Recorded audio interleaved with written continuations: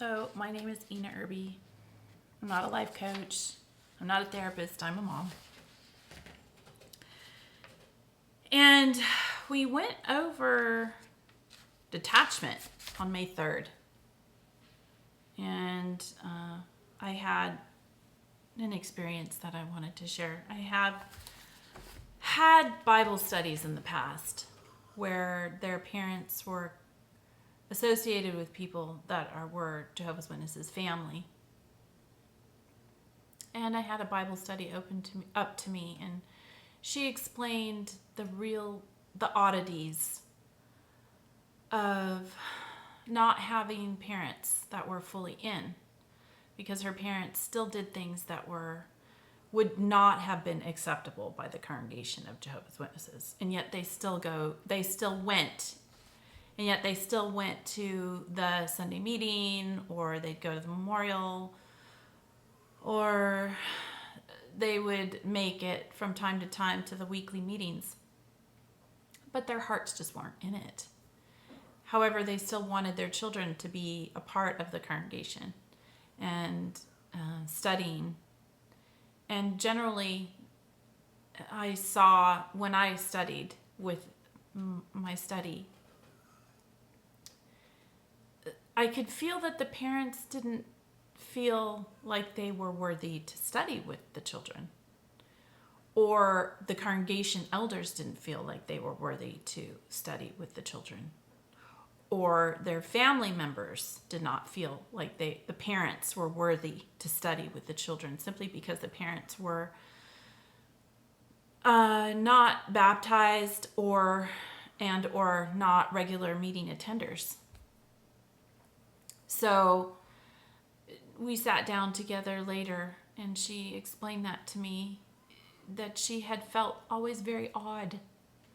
She just felt like out of place. She knew she didn't fit in the congregation, and she didn't fit outside, because they didn't participate with anyone on the outside either. From time to time, she would go over her cousin's house, and they would have a birthday, or they'd see the Christmas tree, and they'd hang out at Christmas. It was hard for her. I have a friend, and she has little girls, and they're about my daughter's age. And I realized that there's a certain detachment that I have to have as well.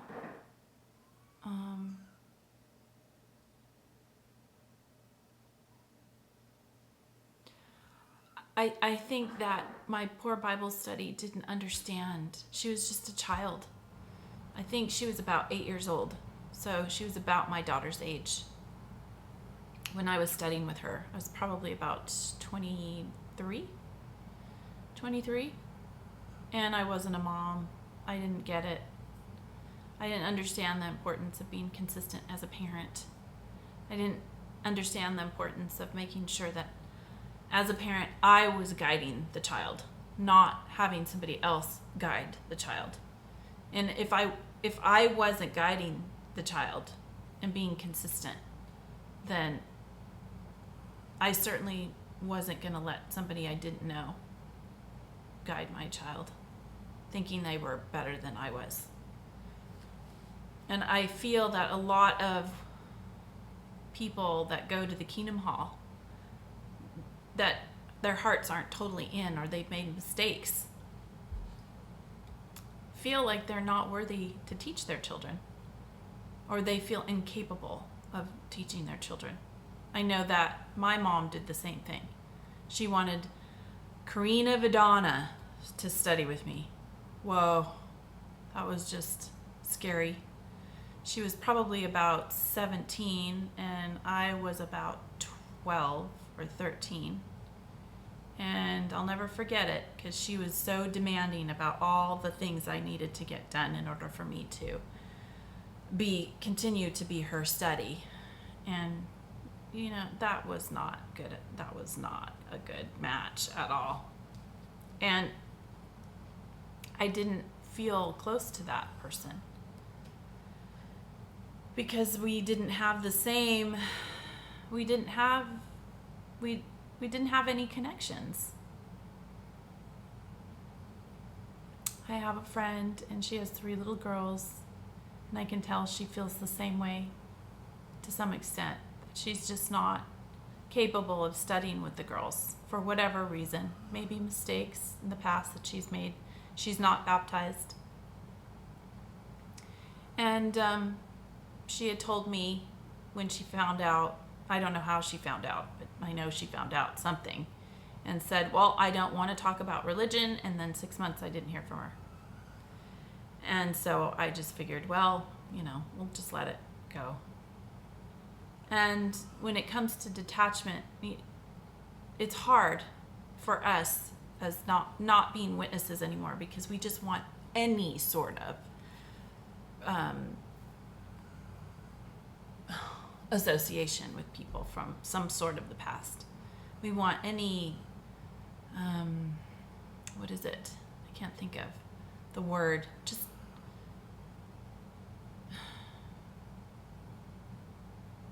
any relationship. We just want a relationship. We want people around us.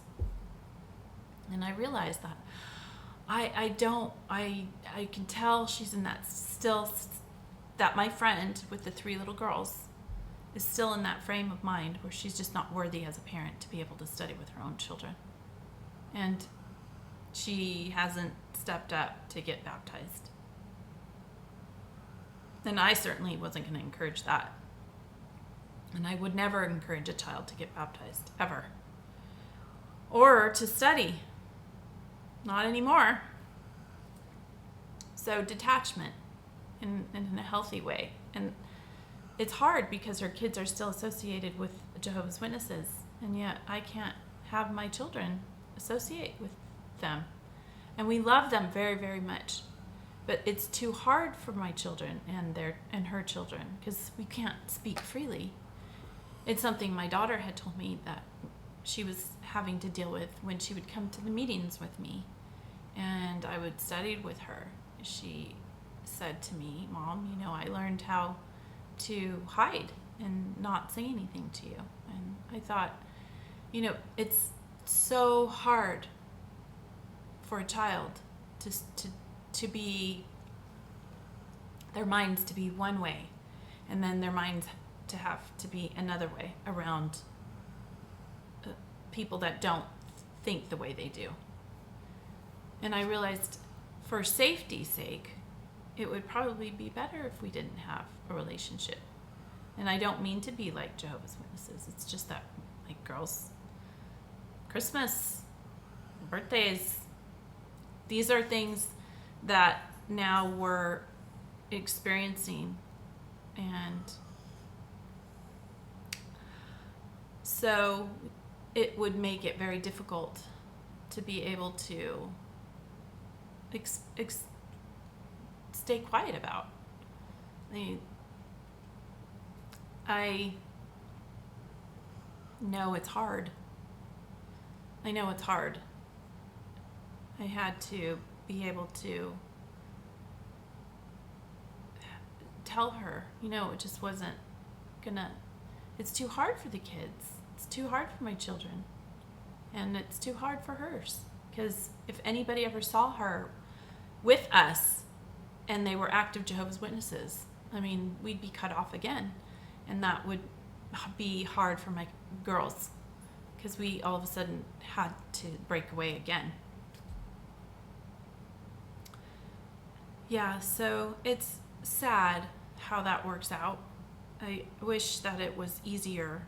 I wish that we could still have a healthy relationship and be able to talk about it. But unfortunately, Jehovah's Witnesses are bullies. They are. Especially as a group. Group think and group bullying if you're not doing what they want you to do. And I, as a witness, didn't even realize that there was an elders book just for elders. So they're required to get into your business and tell you how you should live. I had no idea. I didn't realize that. I realized that later, as I progressed into letting myself learn things, because it took a long time for me to let myself let it happen, let myself look at things, let myself really just read something that was opposite of what was given to me by the organization. And when I saw older friends that had been elders for many years treated so badly by other men, it was really eye-opening to see the abuses that could happen if you don't take charge of your own spirituality. And everybody's in different circumstances when it comes to their families. We have to, as Christians, recognize that there's a certain portion of ourselves that doesn't belong in someone else's family. And you don't understand why someone's doing something when you feel it's wrong.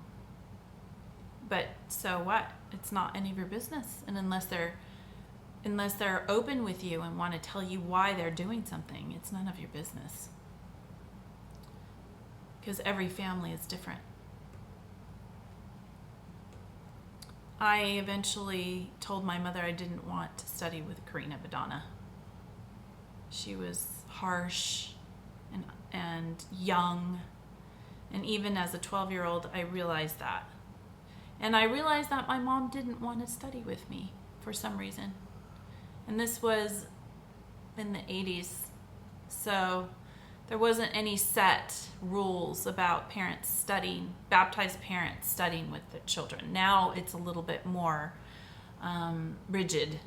I have another friend in this area, and the elders locally had told her she had to study with her daughter, but they could study with her son, that a single brother could study with her son.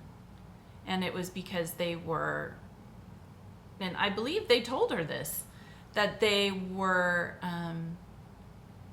helping to guide him into further positions in the congregation. Now her son was about 12 years old. Yeah. Her son was about 12. She was a single spiritual parent, so she actually had a husband that was not one of Jehovah's Witnesses. And then so she was a baptized sister, and her daughter was about 9. And so the elders told her she had to study with her daughter, even though she had asked one of the elders if someone could study with her daughter, because she found that she was losing her spiritually. She thought she was losing her spiritually. And the elders said no, she had to be the one that was studying with the daughter. However, they could study with the son because they were helping to guide another young man into positions in the congregation, eventually. Baptism, then ministerial servant, then elder type of deal. He was 12. So, yeah, that's kind of frightening if you think about it. Because children are so pliable in the hands of the wrong person. That's dangerous. Oh, wow. Yeah, so I had to detach in a loving way. I wasn't mean, but I did text it because I knew she wouldn't talk to me. It was sad, and I love her very much, and I love those girls. And they're always welcome back, and always. But I did explain to her, unless there's a cutoff in from the organization, and that might sound terrible, but the kids would always, her kids would always, I could tell already there was a look that her children kind of already had a fear of mine, and we're just kids. They're just kids. It's strange. It's hard to explain it. It's hard to explain it unless you're one of Jehovah's Witnesses. You see the children act differently. I saw another sister in a local grocery store And I went up to her and hugged her. I was with my husband, and she knew I was disassociated. I had disassociated. I don't know how they find out these things. We're not supposed to gossip. She didn't really know what to do. She had her mother, who was not one of Jehovah's Witnesses, with her, and she introduced her to me. But her son, who's about 14, was just like stiff and didn't know what to do and kind of didn't know how to act, and like in fear. Yeah, so BITE model, right? Behavior control, information control, thought control, emotional control, the BITE model. And unfortunately that affects children. Emotional control. You can see that right off. I see that. I saw that. I saw that in my Bible study, who was 8. I saw that in my children, 8 and 12. I saw that in the 9 and 12-year-old. I saw that in the 14-year-old. And then the 3 little girls that were our friends, that her mother was not one of Jehovah's Witnesses yet. I saw that. And they ranged from 4 to 12. That's a lot of kids involved. So I just thought I'd share that with you. Sometimes detachment is healthy, and sometimes it needs to be done even if you don't want to do it. For the health of your family. Family first, family focused, and making them strong. And I want my family to be strong through this difficult period of time for us, because we've lost all our friends that we know, that we were close to. We've lost them all from the time they were babies. Yeah, it's sad that an organization of 8 men, an organization and 8 men can have that much power over other people's minds.